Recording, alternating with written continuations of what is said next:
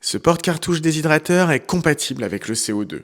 Sa pression de service est de 64 bars et sa température minimale de moins 40 degrés.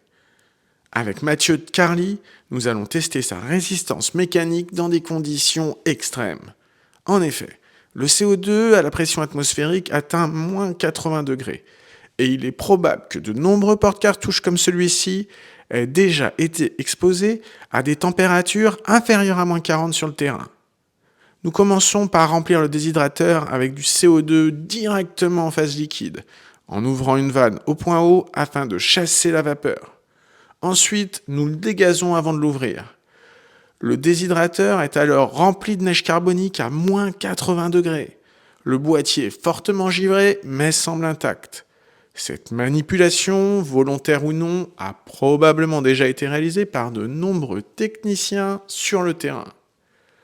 Pour aller plus loin, nous testons sa résistance mécanique dans des conditions encore plus extrêmes, en utilisant de l'azote liquide. Lors du prélèvement, on ressent immédiatement une différence. La dilatation de l'acier n'est pas uniforme entre les fonds bombés, les piquages et les raccords en cuivre. Cette fois, on joue gros. La peinture ne résiste pas au choc thermique. Nous atteignons moins 200 degrés, soit 160 degrés en dessous des préconisations du fabricant. L'heure du verdict approche avec l'épreuve hydraulique. Le déshydrateur est placé dans un bunker afin de contenir une éventuelle explosion. On purge soigneusement l'air, puis on monte en pression avec de l'eau afin d'éviter tout risque.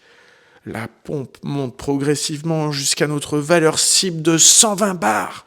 Le résultat est sans appel. Ce porte-cartouche, initialement prévu pour une pression de service de 64 bars et une température minimale de moins 40, a résisté à une température de moins 200 degrés, puis à une épreuve hydraulique de 120 bars. Mais qu'est-ce que vous avez fait avec mon boîtier?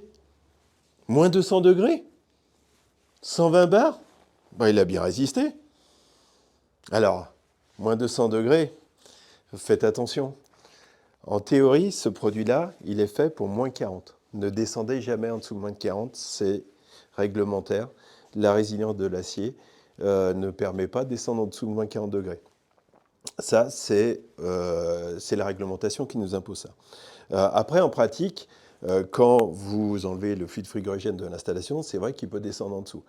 Quand il descend en dessous de moins 40, vous n'avez pas de pression, donc pas de sollicitation mécanique sur le produit. Donc tant qu'il n'y a pas de choc, tant qu'il n'y a pas de sollicitation mécanique dessus, il ne sera pas dégradé. Donc sa tenue restera conforme à l'origine. Et simplement, n'essayez pas, quand vous êtes en dessous de moins 40, n'essayez pas de le dévisser, n'essayez pas de forcer sur les raccords, laissez vraiment tel quel, attendez qu'il remonte en température en dessus des moins 40, et là, il n'y aura pas de problème.